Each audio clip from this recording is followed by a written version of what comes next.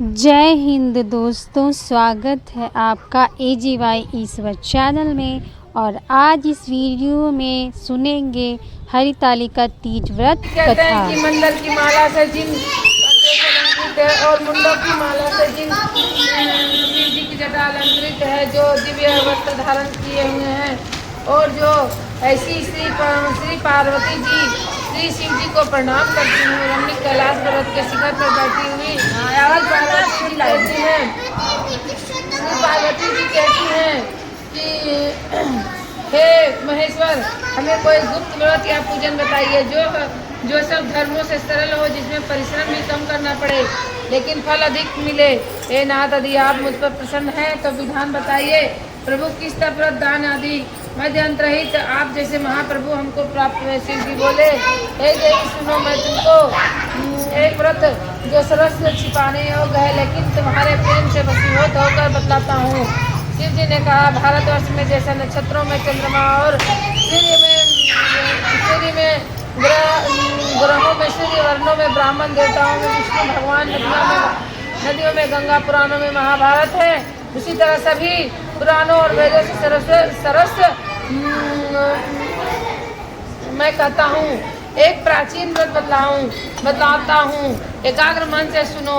जिस व्रत के प्रभाव से तुमने मेरा आधा आसन प्राप्त किया है वह मैं तुमको बतलाऊंगा, क्योंकि तुम मेरी प्यासी हो। भाद्रपद मास में हस्त नक्षत्र युक्त शुक्ल पक्ष की तृतीय तिथि को उनका अनुष्ठान मात्र करने से स्त्रियां सब पापों से मुक्त हो जाती हैं। हे देवी, तुमने आज से बहुत दिनों पहले हिमालय पर्वत पर इस व्रत को किया था, यह वृतांत मैं तुम्हें कहूँगा। पार्वती जी ने पूछा, हे नाथ, मैंने क्यों यह व्रत किया था, सब आपके मुख से सुनना चाहती हूँ। उत्तर की ओर एक बड़ा रमणीक पर्वत श्रेष्ठ हिमवान नामक पर्वत है, जिसके आसपास तरह तरह की भूमियाँ हैं, नाना प्रकार के पक्षी हैं, उस पर पशु निवास करते हैं। वहाँ गंधर्व देवता सिद्ध पक्षीगण विचरते हैं, वहाँ सभी अप्सराएं नाचती हैं, वहाँ स्फटिक रत्न रहते हैं, उसमें से जिसका शिखर सदैव हिमवत आच्छादित रहता है, गंगा जल की ध्वनि सुनाई देती है। हे पार्वती, तुम्हें बाल्यकाल में उसी पर्वत पर तपस्या की थी।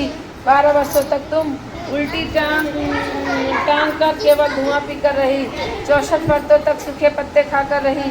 माघ मास में तुम जल में बैठी रहती और वैशाख की दोपहरियों में पंचांगी तापती श्रवण महीने में जल में बरसता तो भूखी प्यासी रहकर मैदान में बैठी रहती। तुम्हारे पिता इस तरह का कष्ट देख कर बड़े दुखी हुए, वे चिंता में पड़ गए, मैं अपनी कन्या को दूं। उसी तरह नारद जी वहाँ आ पहुँचे। मुनि श्रेष्ठ नारद जी वहाँ तुम्हें देखने गए थे।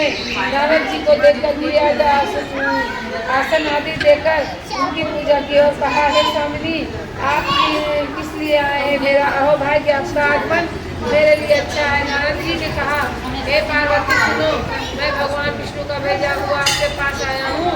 आपको चाहिए कि यह योग कन्या किसी योग वर को दे। भगवान विष्णु के समान योग इंद्र शिव और कोई नहीं है, इसीलिए मैं यही कहूँगा कि अपनी कन्या आप विष्णु को दे दे। हिमवान ने कहा, भगवान विष्णु स्वयं मेरी कन्या ले रहे हैं और आप संदेश लेकर आए हैं, मैं तो अपनी कन्या दूंगा। हिमवान ने इतनी बात सुनकर मुनिराज नारद आकाश में विलीन हो गए और गदाधारी भगवान विष्णु के पास पहुँचे। वहाँ हाथ जोड़कर नारद जी भगवान विष्णु ने कहा कि हे देवी सुनिए, मैंने आपका विवाह पक्का करा दिया। उधर हिमवान ने पार्वती के पास जाकर कहा कि पुत्री, मैंने भगवान विष्णु को तुम्हें दे डाला। जब पिता की बात सुनकर तुम बिना उत्तर दिए अपनी सखी के घर चली गई। वहाँ जमीन पर पड़कर तुम दुखी होकर विलाप करके रोने लगी। रोने लगी।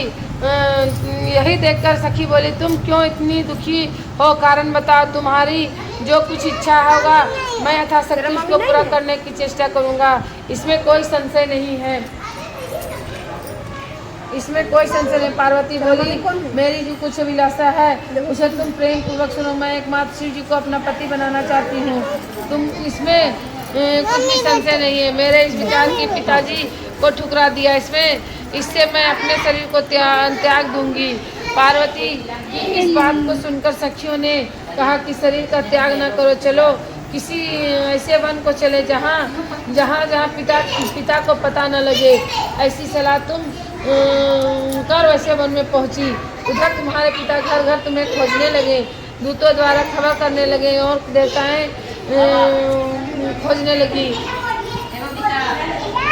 तब हिमराज ने कहा कि पता नहीं मेरी पुत्री को किसने हर ले गया। उन्होंने मन ही मन कहा, मैं नारद जी को के आगे प्रतिज्ञा कर चुकी हूँ कि मैं अपनी पुत्री भगवान विष्णु को दूंगा। ऐसा सोचते सोचते हिमान मूर्छित हो गए। गिरिराज मूर्छित देखकर सब लोग हाहाकार करते हुए दौड़ पड़े। जब होश हुआ तब सब पूछने लगे, गिरिराज आप मूर्छा के कारण बताइए। हिमान ने कहा, आप लोग मेरे दुख का कारण सुने। मेरी बेटी को किसने हर ले गया है? किसी काले सांप ने काट लिया या फिर किसी दुष्ट ने मेरी पुत्री को चुरा लिया। इस तरह कहते हुए वह वायु के झोंके की तरह कांपने लगे। हिमान तुम्हें वन में खोजने लगे।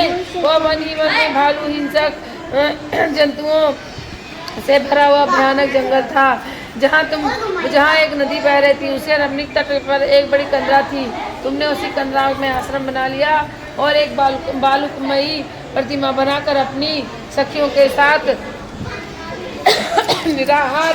मैंने तुमसे बोला कि बोलो तुम्हें क्या चाहिए, तो मैं तुम पर प्रसन्न हूँ। तो तुम बोली कि हे मेरे देवता, यदि आप मेरे पर प्रसन्न हैं तो आप मेरे पति बन जाइए। मैंने तुम्हें तथास्तु कहकर मैं कैलाश पर्वत चला गया। तब तुमने उस प्रतिमा को प्रवाहित कर दिया और सखियों के साथ महाव्रत का पारण किया। हिमान ने तब तक उस वन में तुम्हें खोजते हुए चारों दिशाओं में तुम्हारे खोज करते रहे। व्याकुल हो चुके थे, इसीलिए तुम्हारे आश्रम में सभी पहुँचते ही गिर पड़े। थोड़ी देर बाद उन्होंने नदी के तट पर 2 कन्याओं को फंसे हुए देखा। मेरे छाती से लगा दिया और विलप कर रोने लगी। जंतुओं से वन में क्या पहुंची? पार्वती ने उत्तर दिया, हे पिताजी, मैंने पहले ही अपने आप को शिव जी के हाथ में सौंप दिया था। आप मेरी बात टाल दिए, इसीलिए मैं यहाँ चली आई। हिमान ने संतावना दी कि हे पुत्री, तुम ऐसा, मैं तुम्हारे विरुद्ध कुछ भी नहीं करूँगा। मैं तुम्हारा विवाह शिव जी से कराऊंगा। इससे तुमने मेरा आसन पाया। तब से आज तक मैं यज्ञ कथा किसी के सामने प्रकट नहीं कर पाया था। इसलिए मैं बताता हूँ कि इस व्रत का नाम हरितालिका क्यों पड़ा।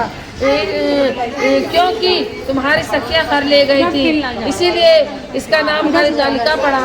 हे आपने नाम को बताया, इसका फल बताइए, पुण्य बताइए और यह व्रत कौन करे बताइए। श्री पार्वती ने कहा, मैं समस्त स्त्री जाति की भलाई के लिए उत्तम व्रत बतलाया हूँ। जो स्त्री अपने सौभाग्य की रक्षा करना चाहती है वह यत्न पूर्वक इस व्रत को करे, इस व्रत को करे और मुझ दीन की रक्षा करे। इस कामना की पूर्ति के लिए मैंने आपकी पूजा की। हे पार्वती, मुझे राज्य सौभाग्य दे, मुझ पर प्रसन्न होवे। तो शिव जी तदंतर विधि पूर्वक कथा सुनने से ब्राह्मण को गो स्वर्ण आदि देवे। इससे काचित होकर स्त्री पुरुष दोनों एक साथ पूजन करें, फिर वस्त्र आदि संकल्प करें। हे देवी, जो स्त्री इस प्रकार का पूजन करती है वह सब पापों से छूट जाती है और 7 जन्म तक सुख सौभाग्य प्राप्त होता है। जो स्त्री तृतीया तिथि का व्रत न कर भक्षण करती है वह 7 जन्म तक बंध्या रहती है और उसको बार बार विधवा होना पड़ता है। वह सदा दरिद्र पुत्र शोकाकुल स्वभाव की होती है, लड़ाकी स्वभाव की होती है। जो उपवास नहीं करती है वो घोर नरक में जाती है और मांसाहार करने से बाघिन के घर जन्म होता है। दही खाने से बिल्ली, मिठाई खाने से चींटी और कुछ खाने से मक्खी होती है। तीज को अन्न खाने से सुखी, फल खाने से बंदरिया, पानी पीने से जोग, दूध पीने से सापिन, उस रोज सोने से अजगरी और पति को धोखा देने से मुर्गी होती है। इसीलिए सभी स्त्रियां व्रत अवश्य करें। इसमें और दूसरे दिन यथासंभव ब्राह्मण को दान दें और पालन करें। जो स्त्री इस प्रकार का व्रत करती है वह मेरे समान पति पाती है और वह मरने लगती है तो तुम्हारे समान उसका रूप हो जाता है। उसे सब प्रकार के सांसारिक भोग का मुक्ति मिलती है। इस हरितालिका व्रत की व्रत कथा मात्र सुन लेने से प्राणी को एक अश्वमेघ फल प्राप्त करने का फल प्राप्त होता है।